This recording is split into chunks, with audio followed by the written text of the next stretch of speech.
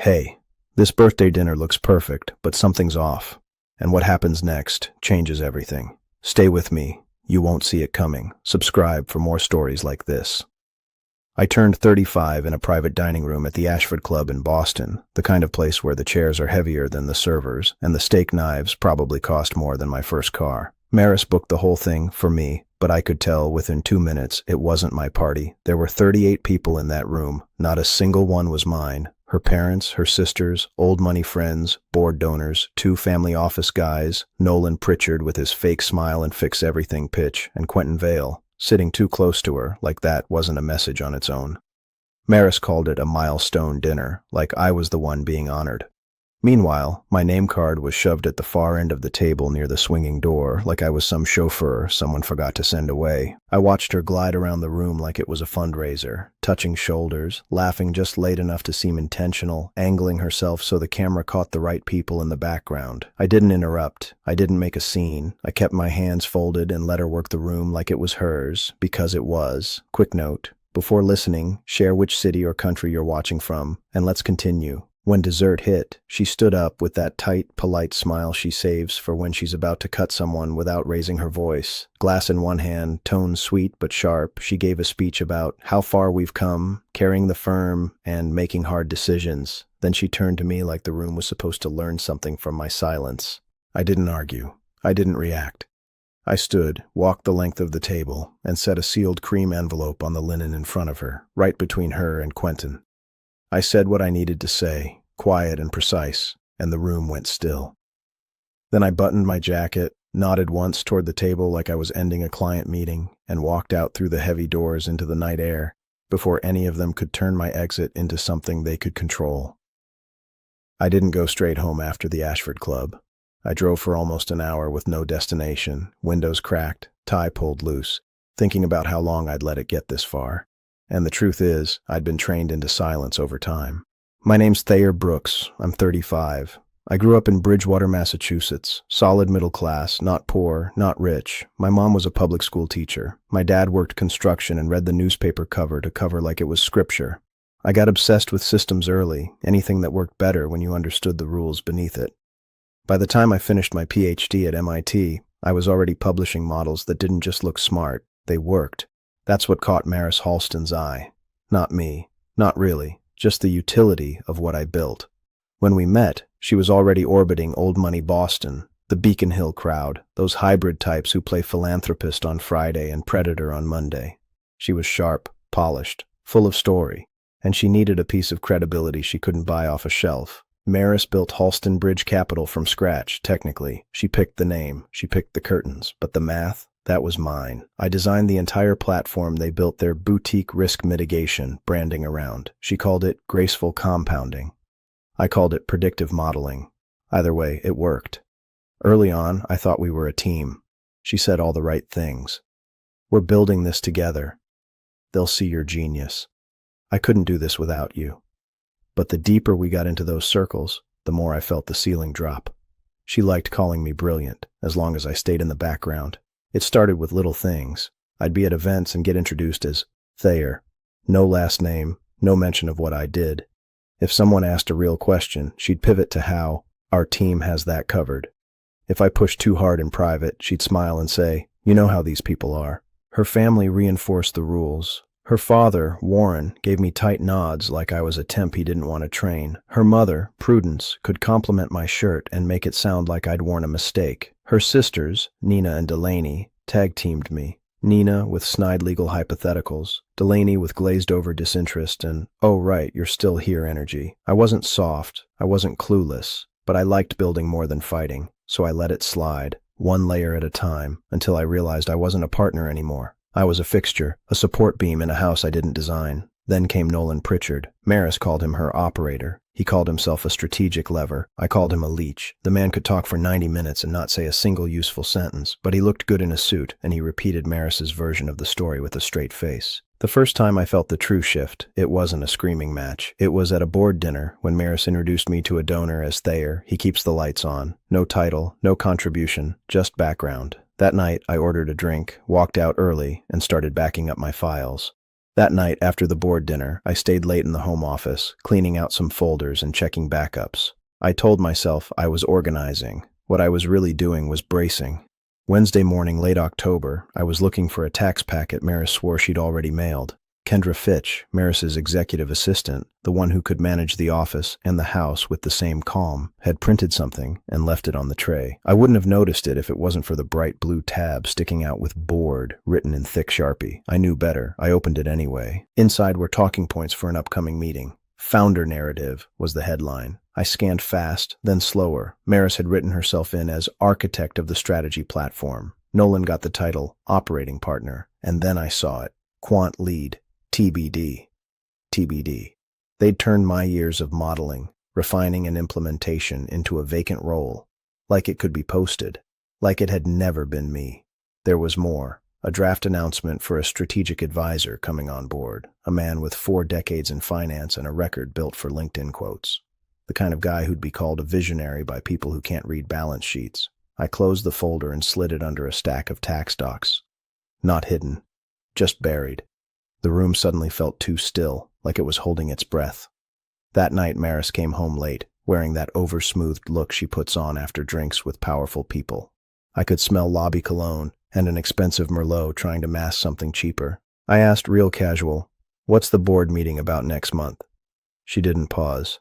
"Operational. Boring. You won't want to sit through it." That's when I knew.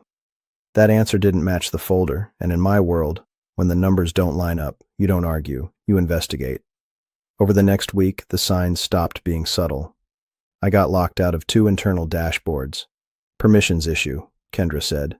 Nolan started hosting calls I used to be looped into, now with no invite, no follow-up. Maris shifted from asking my opinion to giving me outcomes like she was reading minutes from a meeting I wasn't at. She gave an interview to a donor podcast. I listened to it twice. Her favorite line? "Our internal research team built a proprietary engine that allows Halston Bridge to forecast risk across multi-generational portfolios." Every word designed to erase me without saying my name. Team, built, proprietary.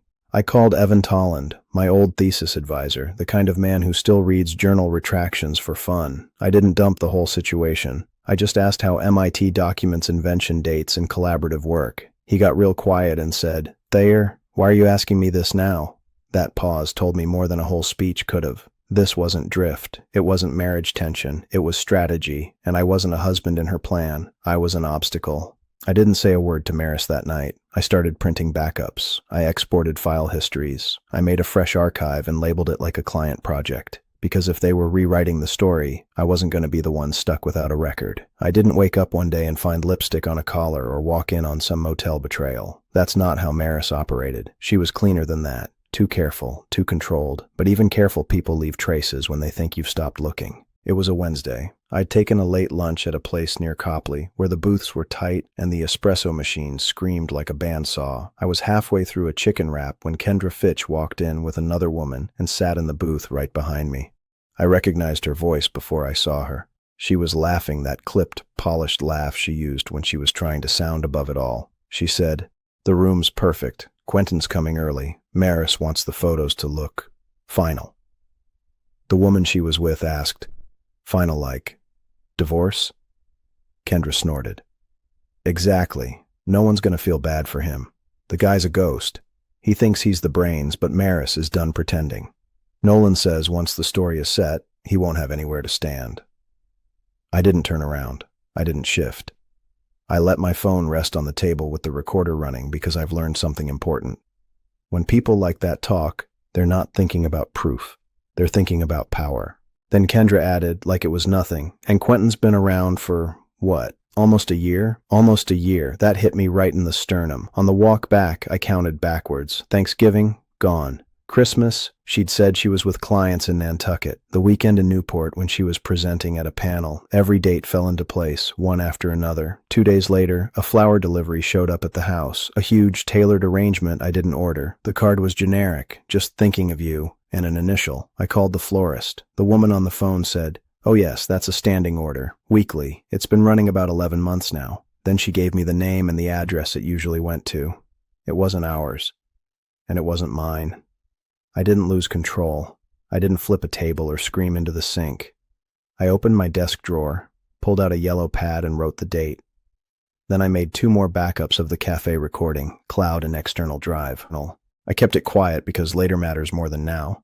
I found out through Eamon later that Quentin eventually admitted it.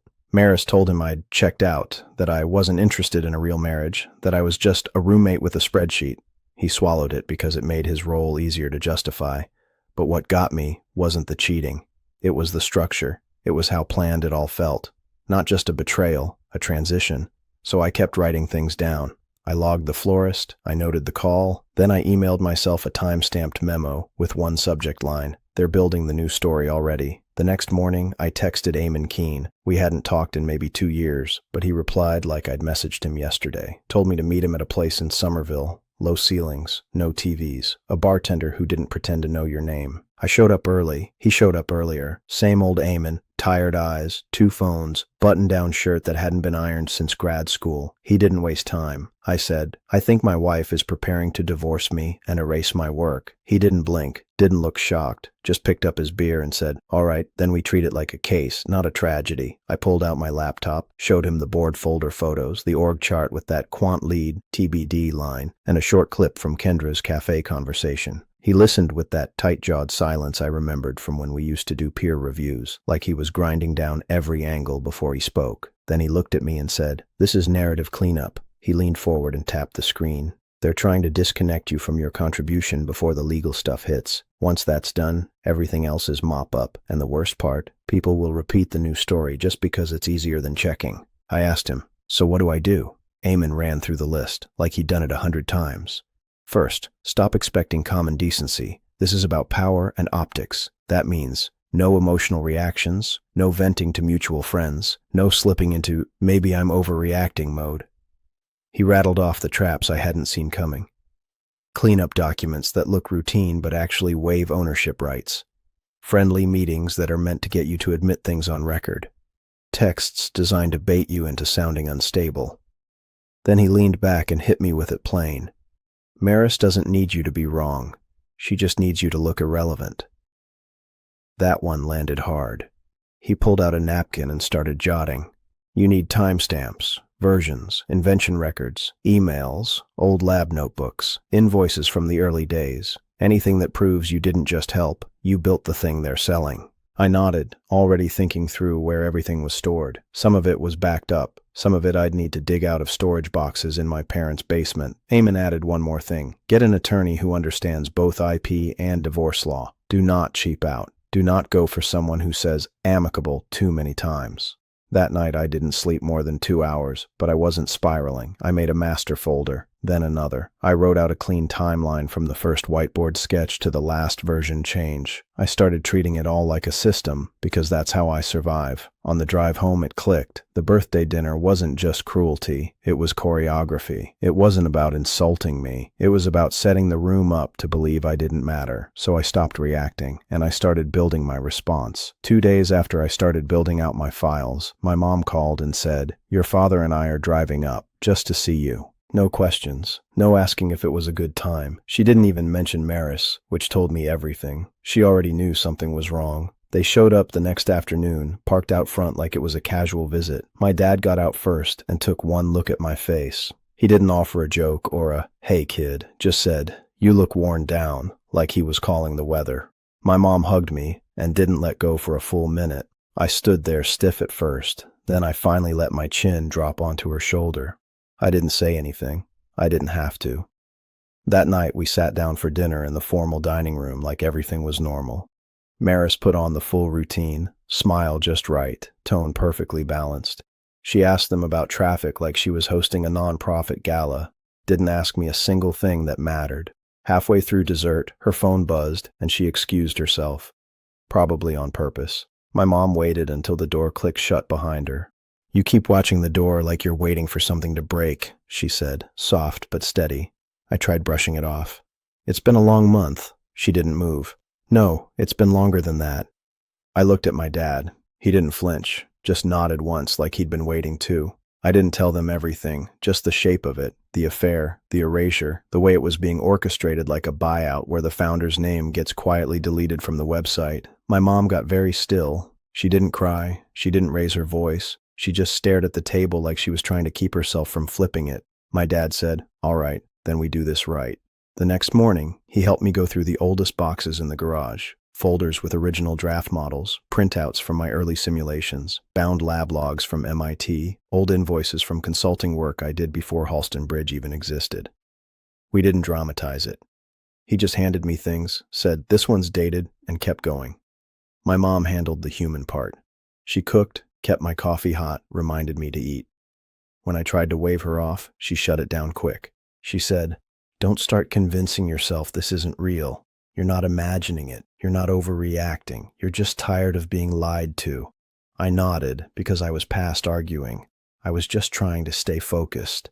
That evening, I got an email from Professor Tolland. Subject line, "Found it."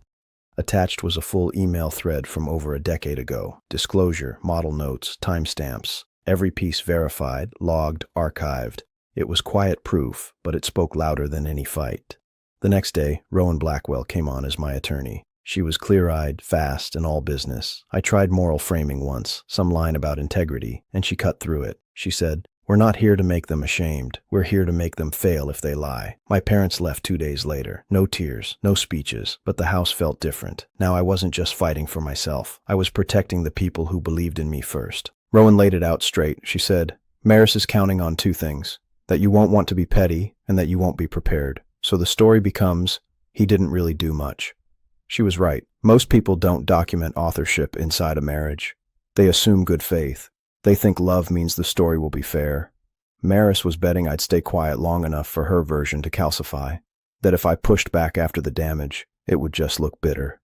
Dignified silence was the trap.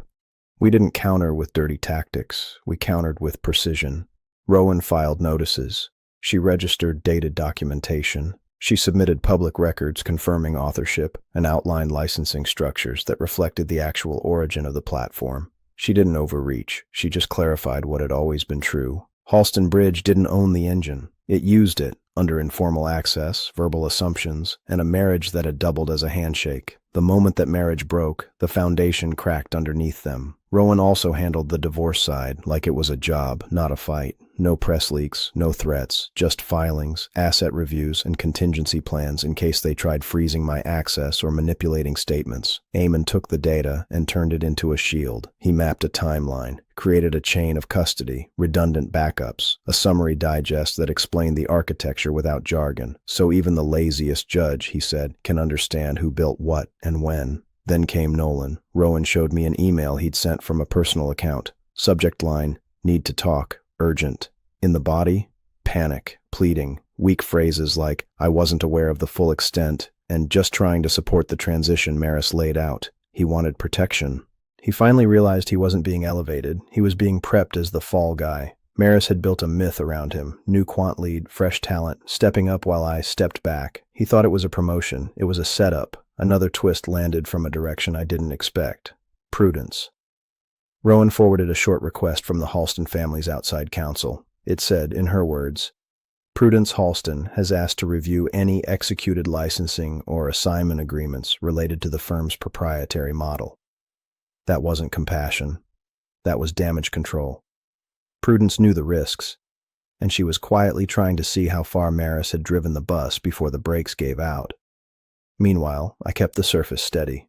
I shook hands at events. I poured wine at dinners. I let Maris run her performance uninterrupted.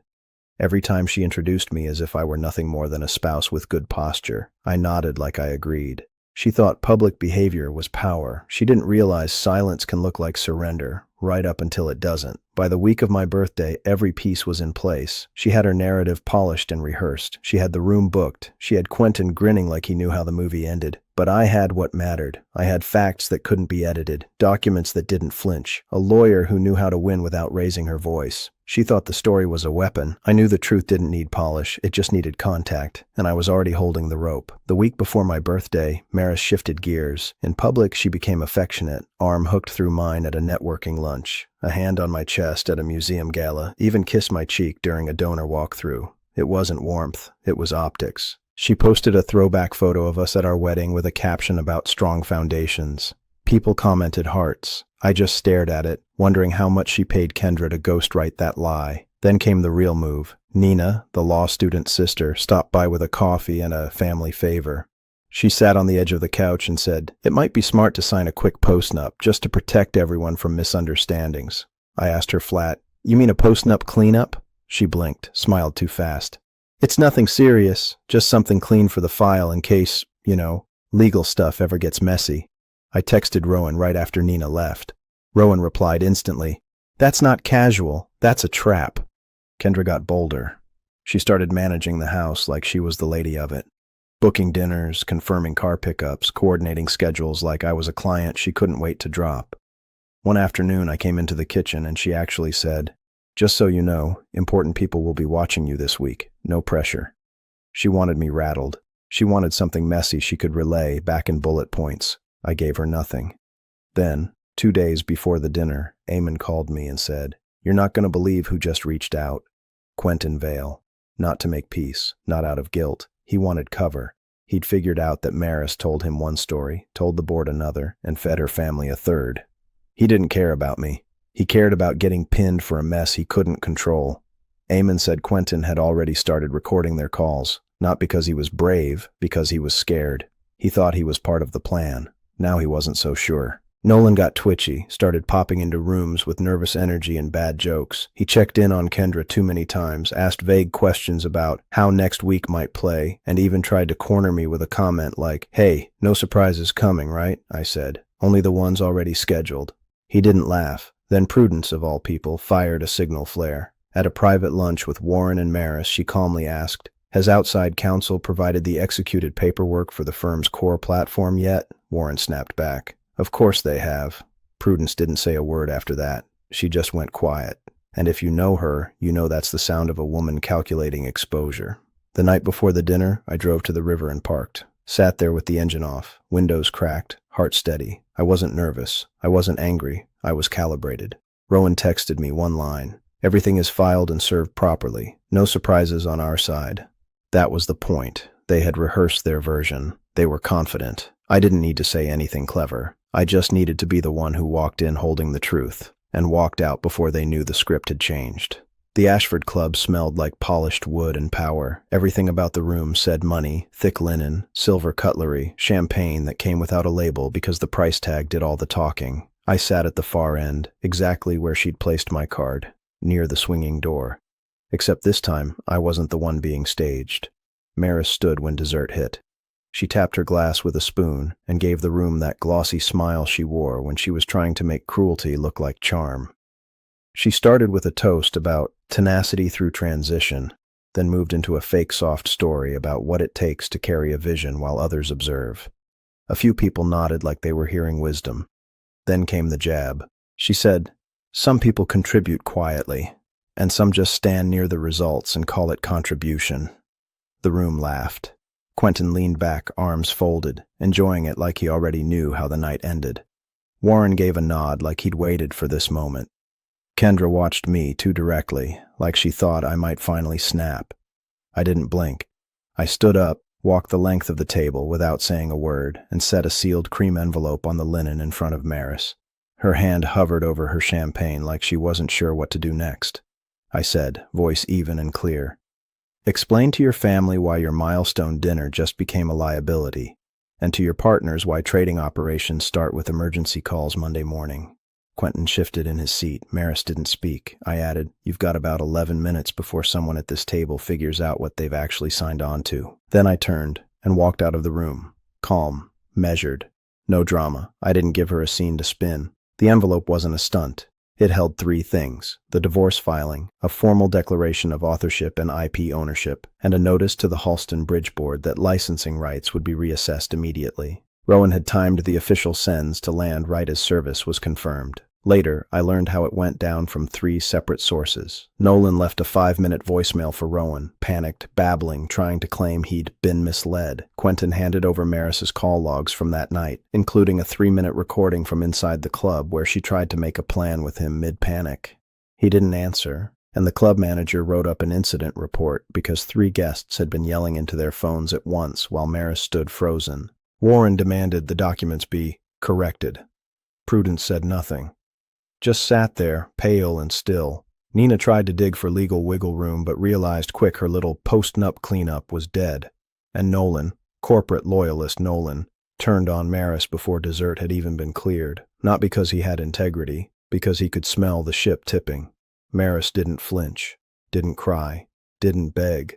She just went cold, like someone realizing the spotlight she'd installed had burned through the wires, and now the whole stage was catching fire. The next morning didn't feel triumphant. It felt like maintenance, like changing a tire after getting through a storm. By 9:20 that morning, Rowan had me in a downtown conference room with coffee, a stack of folders, and a tone like we were negotiating a merger, not finalizing a divorce. She laid it out. The filings were clean, the service was confirmed, and Halston Bridge was already staggering.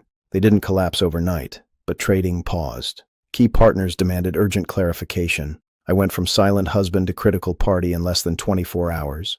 People who hadn't looked me in the eye in years suddenly needed me to explain the difference between use and ownership. I did, once, on record. Maris made 3 attempts that week. First was friendly, offering to work something out privately. Then sharp, telling anyone who would listen that I was unstable and spite-driven. Then strategic, trying to frame me publicly as a consultant who misunderstood his role. None of it landed. The PR angle died fast. Professor Tollin's documentation was clean, predating Halston Bridge by over 2 years. The consultant angle didn't survive Eamon's timeline, or the firm's own internal dependencies that referenced my work directly. Quentin never became my ally. He just didn't want to drown with her.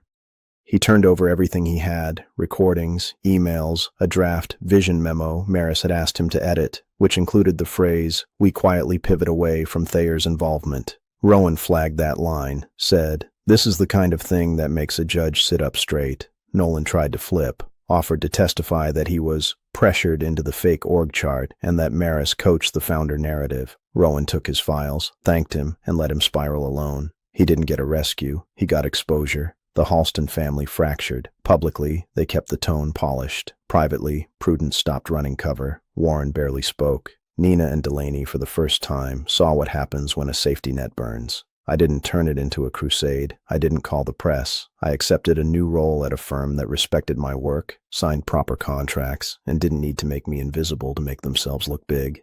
The only symbolic move I made was for my parents. I paid off their mortgage and bought them a small condo 10 minutes from my new place. My dad tried to say no. My mom just cried. I said, "Let me do one thing that's mine." A few months later, I saw Maris at a fundraiser I didn't even want to attend. She wore the same posture, same polish, but the air around her had shifted. People listened, but they didn't lean in the same way. She saw me. We nodded. That was it. She didn't apologize. I didn't need her to. I walked out with my name, my work, and something I hadn't had in a long time. Quiet that belonged to me. Hold up. Can I ask you something real quick before you scroll? If you've got the hype feature, tap it to back this video and help it get in front of more people. Then hit subscribe and like. It's one click and it matters a lot. And tell me in the comments, if someone you loved was quietly rewriting your life to erase you, would you blow it up with facts or stay quiet to keep the peace?